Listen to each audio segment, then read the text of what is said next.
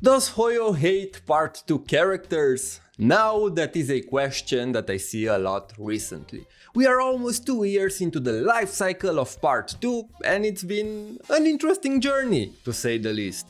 While in the beginning HoYo was pumping out a lot of new characters to set up the Part 2 story and introduce the cast of Mars, after a certain point people have noticed that they stopped releasing new characters and started focusing on bringing back old characters that are not directly related to the main story. Dum Kiana, Sushang and most recently Elysia are all prime examples of this. And I've noticed that some people are upset about this and feel like HoYo is backtracking on their initial commitment to Part 2 due to its failure to attract new players and revenue decline, just to nostalgia bait people into coming back to the game.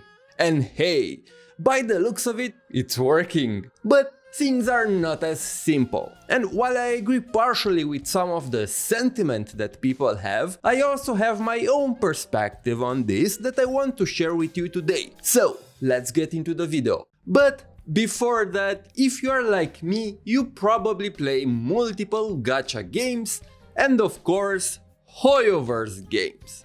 If that's the case, allow me to introduce you to Eneba. Eneba is an online marketplace where you can top up in all your favorite HoYoverse games like Genshin Impact, Honkai Star Rail and Zenless Zone Zero. The process is very simple. All you have to do is make an account, access the game you want to top up in, select your server and in-game UID and you're done. If things are still complicated, do not worry. Eneba has a step-by-step guide tailor-made for each game that lets you understand extremely easy how to top up. Also, for those of you worried that you might get in trouble or that you might be at any kind of risk, you can put your mind at ease. Eneba offers official distribution for their top-up services, so your account is safe. The platform has many reviews and a long-standing history in selling games with many offers on multiple platforms, so you don't have to worry.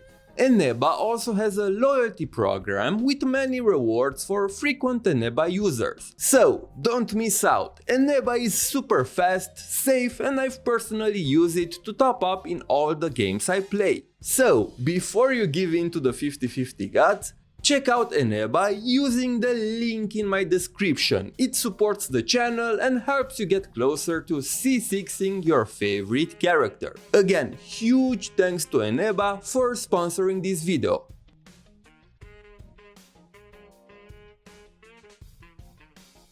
First of all, let's define what a Part 2 character is. Yeah, don't look at me like that. I want to make something clear, and that is, when some people say that they want more Part 2 characters, they refer to new characters in reality. Let me make it clear. Part 2 is a new story, not a new set of characters. And any character that is part of the main story is a Part 2 character regardless if they are new or not. Kiana, Mei, Bronya, Silly, Teresa, Durandal and Vita are all Part 2 characters, despite being introduced in earlier parts of the story. If they appear in the story now, they are part of the Part 2 cast. So, due to this factor, I think that the issue most people have isn't a lack of Part 2 characters, but a lack of new characters with interesting designs and stories in favor of old units that are more popular. And to some extent, people are right. HoYoverse is a company at the end of the day and they will prioritize profit and getting as many people as possible to play the game. And if making more Kiana and Elysia battlesuits will facilitate that, they will do it. I understand why some people don't like it, but if I were in HoYoverse's shoes, I would do the same. At the end of the day, these companies are not our friends, which is something a lot of people seem to misunderstand. Some of the complaints I see online come off as these people have been betrayed by their best friend and now are lashing out on social media. No, they will do whatever they can to make money, and you need to understand that.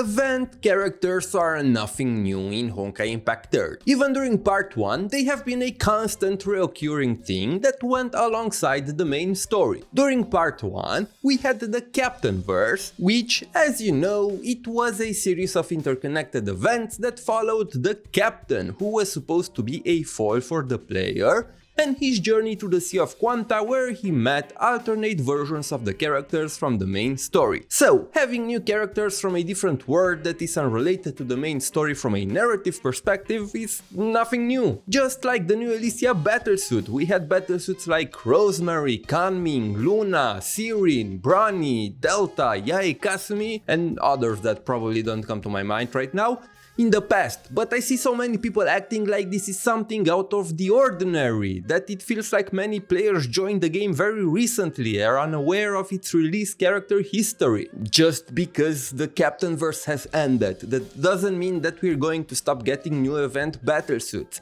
And try to look at the bright side. Since HoYo seems to be committed to the new bustling holiday event timeline, that means that in the future we could get a new Eden, a new Mobius, or any Flame Chaser battlesuit. It doesn't have to stop with Elysia. We even have the opportunity to get a proper Cecilia battlesuit, since she's alive in this timeline. Now, characters like Dum Kiana and Sushang are technically still event battlesuits, but they also are part of the main story.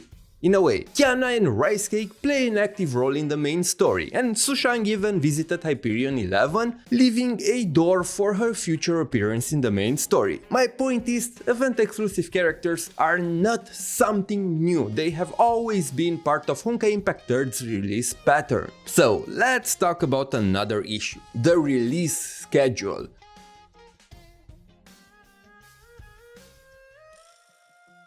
While many people acknowledge the fact that event characters were there for a long time, another issue that people have is that the recent release schedule is heavily tilted towards the event characters rather than the new characters that are part of the main story right now. And I agree, to some extent. The truth is that HoYoverse never had a balanced release schedule even during part 1. Let's look a bit at the past. 4.0 Kangming, event character. 4.1 Herrscher of Thunder, main story. 4.2 Fallen Rosemary, event character. 4.3 Delta, event character. 4.4 the Ancora, main story / event character because the Ancora wasn't featured in the main story at the time, but in an event. 4.5 Asuka, collab / event character. 4.6 Senti, main story character. 4.7 Brani, event character. 4.8 Nyx, main story character. And even in the most recent history, we had Sirin and Luna releasing back to back in 6.9 and 7.0. So there was never really a pattern. But I will admit that if we look at part 2, there are some strange things to be noticed. 7.3 Senna, Hylia, Coralie. 3 new characters. It makes sense, since it was the beginning of the new story, so we had to introduce the new main cast. Oh, and also Songche Astral OP. 7.4 Selema, new character. 7.5 Lantern, new character.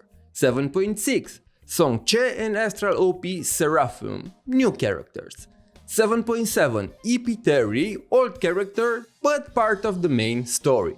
7.8 Vita, old character but part of the main story.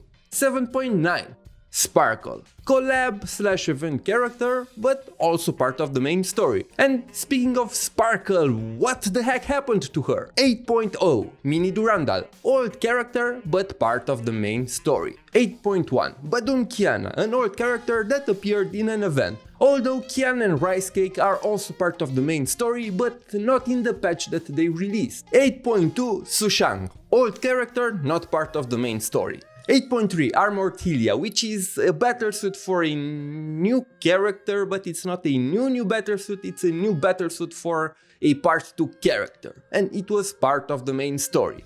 8.4 Dragon Coralie, just like Hylia, it's a new cast member, but it's a battlesuit for a already pre-established character, and also part of the main story.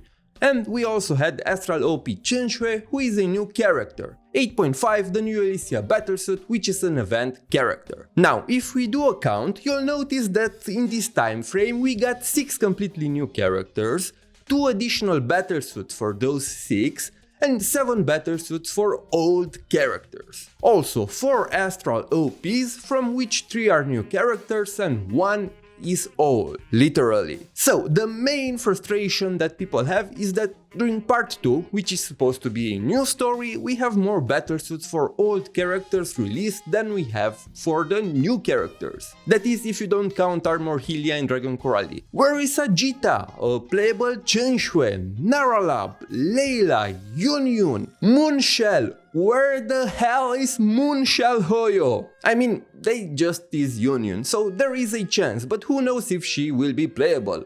Also, I honestly think that it's too early for Layla to be fair, and I kinda gave up on Naralab since she was, well, dead. But now I am hopeful again, since it was revealed that in chapter 10 we're going even further in the past to a time where she was alive. So, 8.6, maybe Naralab, HoYo, please, pretty please. But what's interesting about part 2's schedule is that in the beginning there were a lot of part 2 characters being released, and at some point, unless they were existing characters or Astral OPs, HoYo stopped releasing new characters altogether. The last new character, who was introduced in part 2, released as a playable battlesuit for the first time, is Songche, back in 7.6, more than a year ago. So I agree with people here. It does seem like after a certain point, HoYo pivoted towards older characters purely for fan service, regardless of their relevance to the story.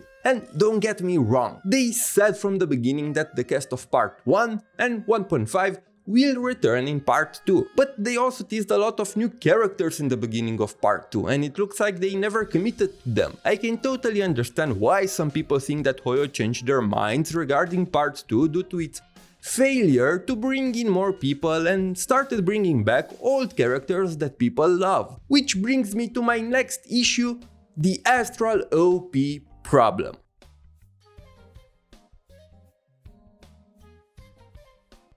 On paper, Astral OPs are a great concept. I mean, they are like elves, but actually characters. Look, I much prefer to use a supporting unit that is an actual character rather than whatever these oversized fetuses are. And as an added bonus, you can actually use Astral OPs in the overworld and put them on the bridge. The idea behind them is good, but while it looked good initially, people slowly started to realize that Astral OPs can easily be a double-edged sword. If you want to traumatize a Honkai Impact 3rd player nowadays, all you have to say is, I hope your favorite character becomes an Astral OP. Trust me.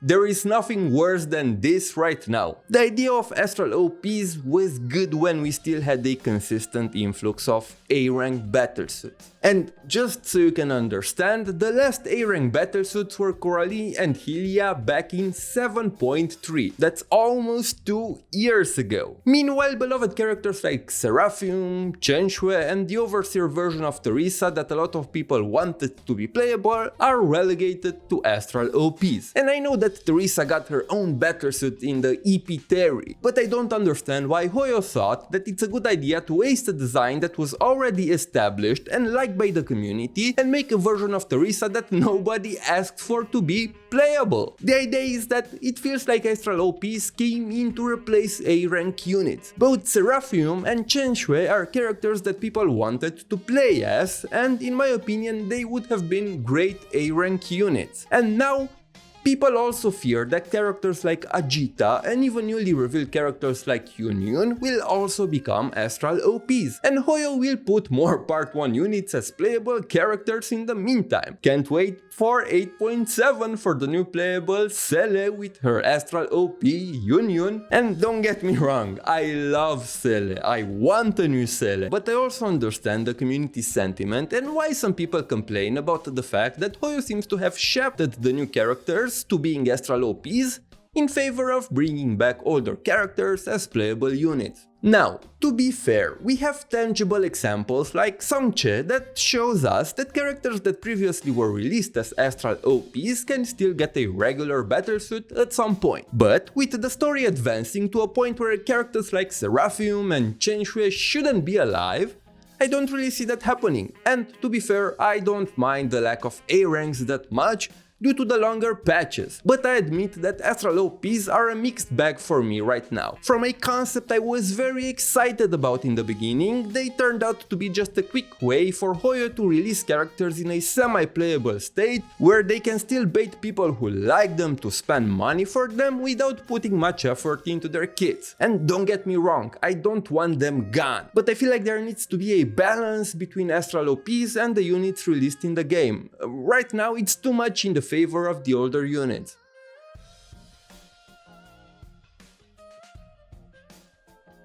With the recent story developments and the constant chilling of older characters, people have been seriously wondering lately if HoYo backtracked on part 2. To give you a little bit of context, like I said in the beginning, it's no surprise to anyone that part 2 wasn't the biggest success, right? And I'm not trying to say this as in part 2 bad. No. I like part 2. I think that it improved the game in a lot of aspects. It has its flaws, but overall, I think it's good. But it did not manage to revive the game and bring back attention to it as much as maybe some people and the developers wanted. In fact, the player base and the hype for the game continued to dwindle throughout its lifespan. And I don't think that it's something that can be fixed, no matter how many Elysia and Kiana battlesuits HoYo decides to release. The game is just too old.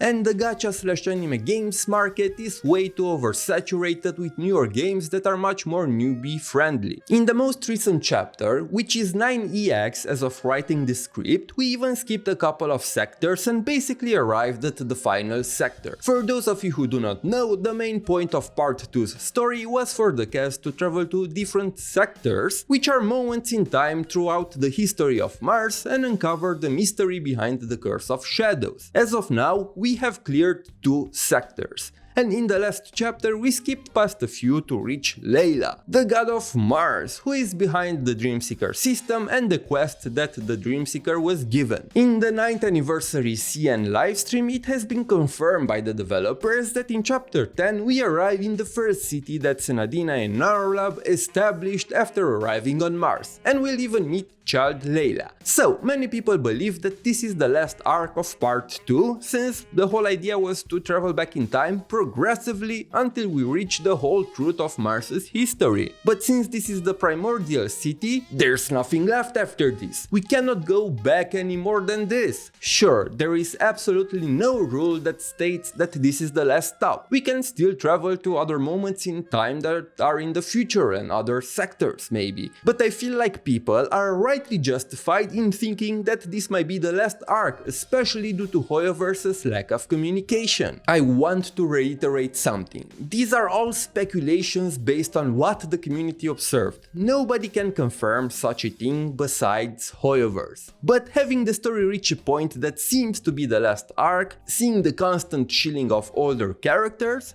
some people believe that HoYo is backtracking on part 2 and tries to end the story ASAP to transition to something that could be more successful, like the APHO timeline that a lot of people are looking forward to. And again, this may be true or not, but nobody but HoYo can confirm this. But given the lack of communication from the Honkai devs in the past year or so, the community has nothing else to do but speculate and doom post. And I don't want people to take this video as me doom posting. I'm just pointing out some objective facts that are happening throughout the community and the general sentiment that I observe. I love the game and I am fine with everything HoYo wants to do with the story. Like I said in the beginning, I understand that this is a business, so they want to take the route that makes them more money. It's fine. Even if they deem part 2 as a failure and want to move on from it and continue with the APHO story, I am fine with it. If they want to fully commit to the story of part 2 and, despite the decline in players,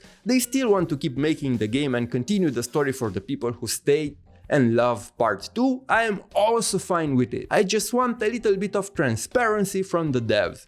because no matter what path they choose, it's jarring that we haven't heard anything from them even after the anniversary and all the changes like the long patches that happened in the last couple of months. I also think that there might be a funny situation here, where the current state of the game is them responding to the feedback received at the start of part 2, when many people didn't like the new cast and asked HoYo to bring back the old cast. And while those people probably quit by this point because, well, they didn't like part 2, the people who remained are the ones who actually like part 2 and the new cast. And now we see the totally opposite feedback, where people are tired of HoYo shilling older characters and want to see more new ones. But again, this is my speculation that it's purely on my side, we do not know the whole truth. So yeah, while having event battlesuits that are unrelated to the story is nothing new for Honkai Impact 3rd, I do think that the community is justified to think that HoYo is favoring the older characters due to the recent disparity